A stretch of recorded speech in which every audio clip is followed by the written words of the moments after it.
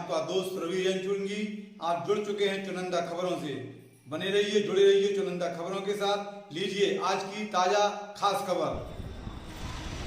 ललितपुर नगर क्षेत्र के इलाइट चौराहे स्थित एक होटल में विश्व हिंदू परिषद के जिलाध्यक्ष नवल किशोर सोनी, सेवा प्रमुख राजू सेठ एरा एवं उनकी टीम के संयोजन में प्रेस वार्ता का आयोजन किया गया। मुख्य वक्ता बने महामंडलेश्वर श्री चंद्रेश्वर गिरी महाराज, जिन्होंने प्रेस वार्ता के अंतर्गत समलैंगिकता कानून के प्रति अपने विचार प्रेस मीडिया के माध्यम से न्याय विभाग तक पहुंचाया।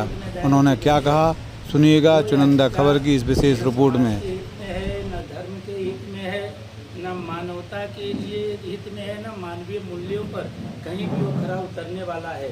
और जो आज होने जा रहा है, ये युग बदलता गया, सदियां बदलती गई, परिवर्तन होता गया, राक्षसों का भी युग आया, अराजकता बढ़ी समाज में, बहुत सारे जो है उतार चढ़ाव आए।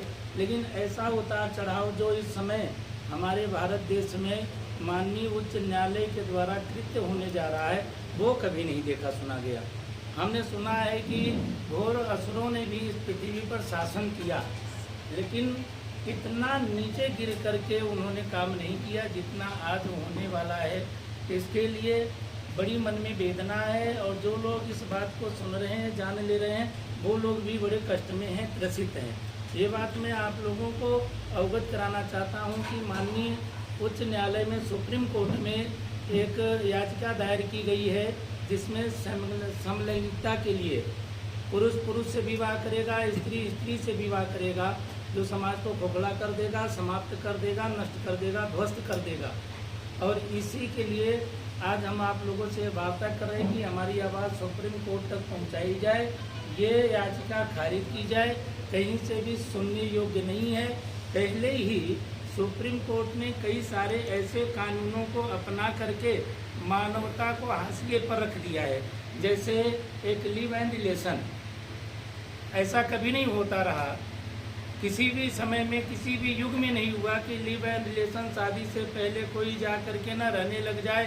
शादी का महत्व तो पहले ही खत्म कर दिया। इसके बाद में अब पुरुष और पुरुष विवाह करेंगे।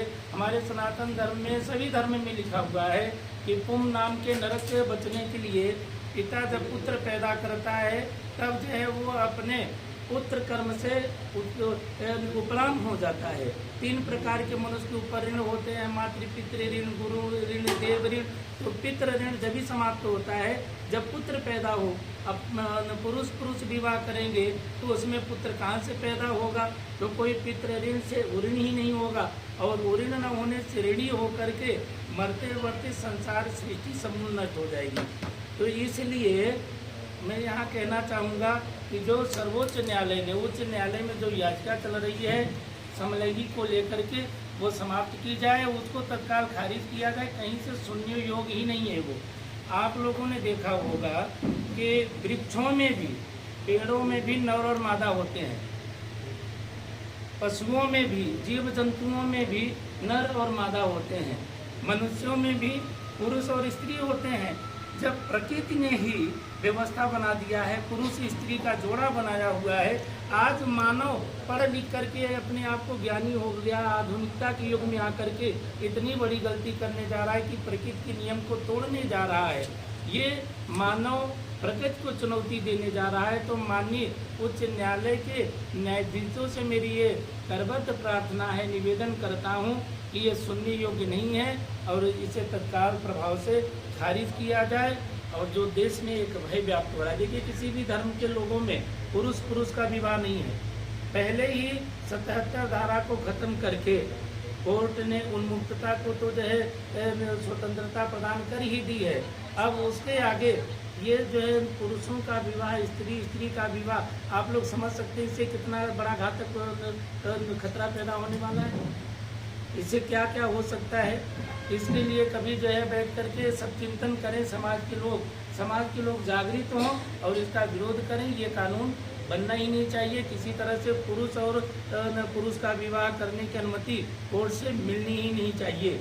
मैं ये बात रखने के लिए यहाँ आप लोगों के सामने उपस्थित हुआ हूँ कि क्या बोलते हैं इसको, समलिंग विवाह जो होने वाला है, ये कानून बनने वाला, ये याचिका तत्काल प्रभाव से पूर्ण रूप से खारिज होनी चाहिए। फिल्मों का तो समय समय पर विरोध होता रहा है और विरोध हो रहा है और आगे होता भी रहेगा, लेकिन उस फिल्म का ये प्रभाव इतना हो जाएगा कि हमारा जो सुप्रीम कोर्ट ही याचिका सुनने के लिए तैयार हो जाएगी। ये इस समलैंगिकता के शौकीन सुप्रीम कोर्ट में भी बैठे हुए हैं, इस बात की जानकारी थोड़ी थी कि महात्मा लोग सड़क पे आ गए उस समय। ये बामियों की विचारधारा से प्रेरित होकर के आ रहा है।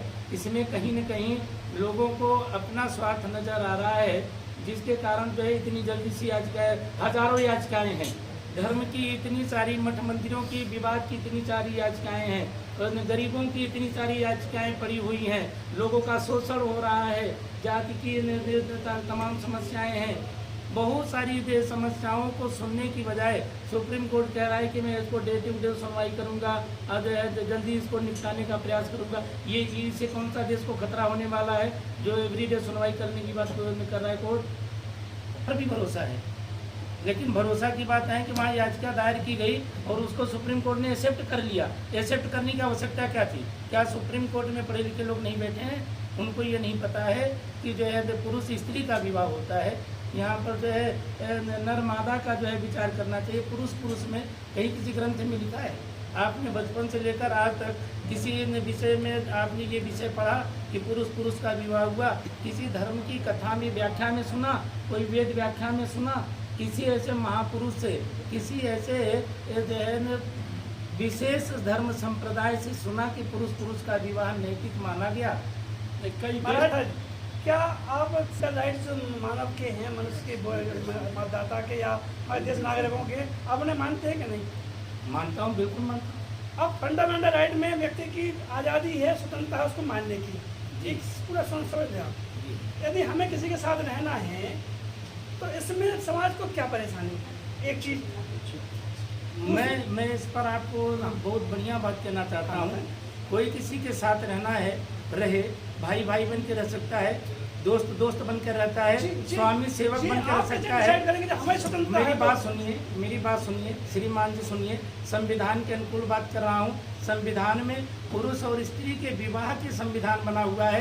पुरुष पुरुष का विवाह संविधान बनाने का प्रयास किया जा रहा है। संविधान बनाने का अधिकार न्यायपालिका को है और न्यायपालिका में सुझाव देना समाज के बुद्धिजीवी लोगों का कर्तव्य है। और वो मैं कर्तव्य कर रहा हूँ कि न्यायपालिका कानून बनाए, न्यायपालिका के विरुद्ध में कार्रवाई करने के लिए, आवाज़ उठाने के लिए हम लोग सशक्त हैं। आप जब विवाह करते हैं, कहानियों में सुना हुआ है भूत भूतनी का विवाह होता है, भूत भूत का नहीं होता। ये कोई मानवीय संविधान में हो ही नहीं सकता। ये कोई अधिकार नहीं है। ये महिलाओं के अधिकार से महिलाओं को वंचित किया जा रहा है, पुरुष को पुरुष के अधिकार से वंचित किया जा रहा है।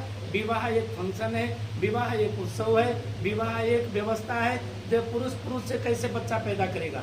जोड़ा गया। ये टिप्पणी भी कहीं न कहीं जो है वेदना देने वाली है, कष्ट देने वाली है। ये टिप्पणी आनी नहीं चाहिए थी। ये गलत है। महाराज जी, दूसरी बात मैं अपनी बात क्लियर कर लूँ।